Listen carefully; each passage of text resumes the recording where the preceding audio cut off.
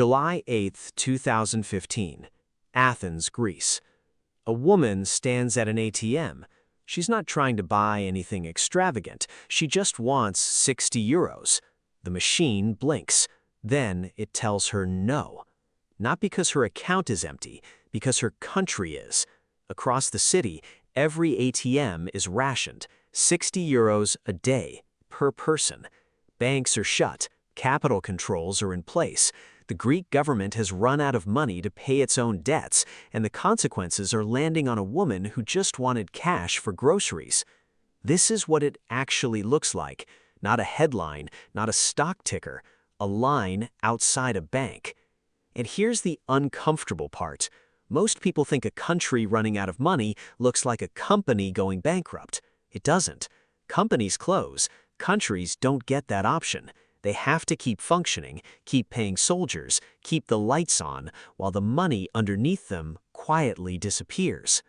So what actually happens, step by step, from the first missed payment to the human cost?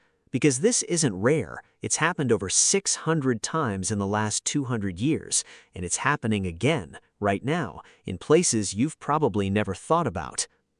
Let's start with why this matters today, not as history. Right now, several countries are walking the same path Greece walked. Argentina has defaulted 9 times. Sri Lanka ran out of foreign currency in 2022 and couldn't even buy fuel. Pakistan, Egypt, Zambia, Ghana, all teetering on the same edge at different points in the last few years. The mechanics are identical every time, only the names change. So here's the question worth sitting with. If a country prints its own currency, how does it run out? That sounds like a contradiction. It isn't. Here's the part most explainers skip. A country doesn't run out of its own currency, it runs out of someone else's. When Sri Lanka couldn't buy fuel, it wasn't because they were short on Sri Lankan rupees. They could print those endlessly. The problem was the fuel had to be paid for in dollars, and nobody overseas wants a stack of rupees in exchange for oil. They want dollars, euros, something the rest of the world trusts. This is the mechanism almost nobody explains clearly. A government collects taxes in its own currency, but it often borrows in someone else's. Bonds issued in dollars, loans from the IMF in dollars, imports priced in dollars. So when a country needs to pay back debt, or buy food, or buy oil, it needs foreign currency it doesn't control. And that foreign currency comes from one place: confidence. Investors lend a country money because they believe they'll get paid back. The day they stop believing that, they stop lending. And a government that depends on new loans to pay off old loans suddenly has nothing to refinance with. Picture it like a person living off credit cards, moving debt from one card to another every month. The moment one bank says no more credit, the whole structure collapses, not because the person ran out of money that day, but because the system of trust holding it together broke. That's a sovereign debt crisis, not too little money, too little trust. So here's how the actual sequence unfolds, and it always follows a familiar shape. Phase 1. Warning signs. Inflation creeps up. The currency starts losing value against the dollar. Bond yields rise because lenders start demanding more interest to compensate for risk. This is the market quietly saying, "We're getting nervous." Phase 2. The government tries to hold the line. Sometimes it raises interest rates to attract investors back. Sometimes it burns through foreign reserves, selling dollars to prop up its own currency. This works until the reserves run thin. Sri Lanka's foreign reserves dropped from over $7 billion to under $50 million in about 2 years. $50 million for a country of 22 million people. Phase 3, the default.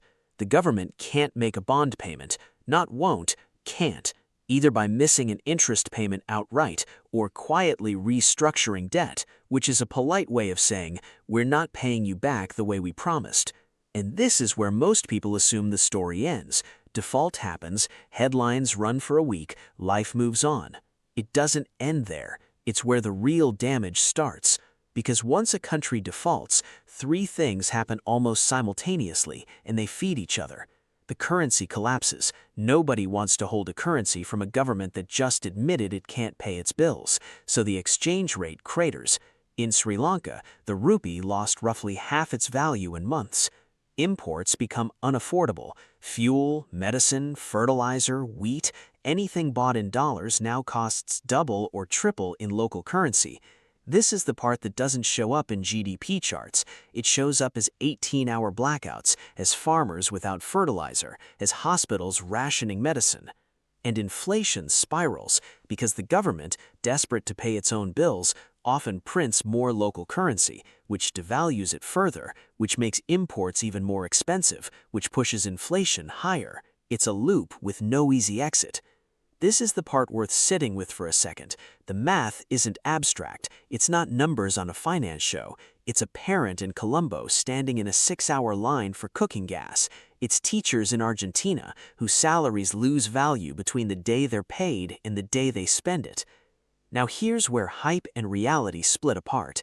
The hype version says default is catastrophic, apocalyptic, the end of a nation's economy. The reality is messier and stranger. Countries default and survive. Argentina has defaulted 9 separate times and still exists, still has an economy, still has people building businesses inside it. Default isn't extinction, it's closer to a forced renegotiation, a brutal one, but survivable.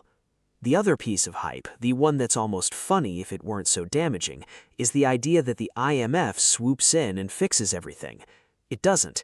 It stabilizes it, usually by attaching conditions, austerity measures, subsidy cuts, currency devaluation, the very policies that often hurt the people who had no role in causing the crisis in the first place. There's a quiet irony in all of this. The people who take on the risk, bondholders, investors, banks, they often negotiate haircuts, they restructure terms, they often still come out fine over time.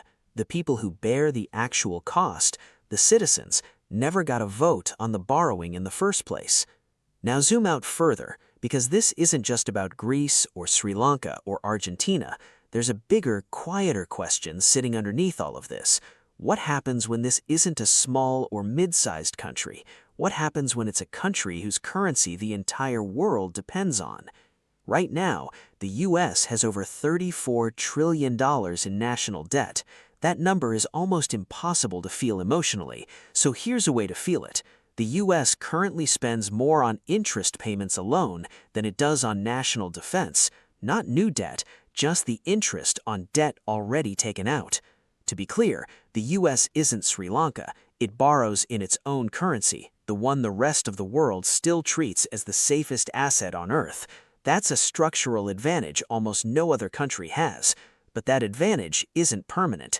It's built entirely on confidence, the same ingredient that held Greece together until it didn't. And that's the uncomfortable thread connecting every example in this video.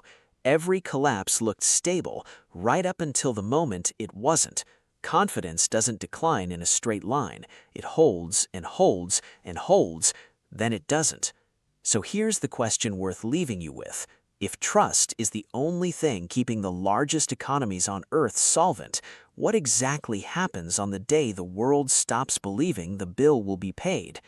Nobody knows. That's not a dramatic flourish. That's the actual answer. The system has never been tested at that scale.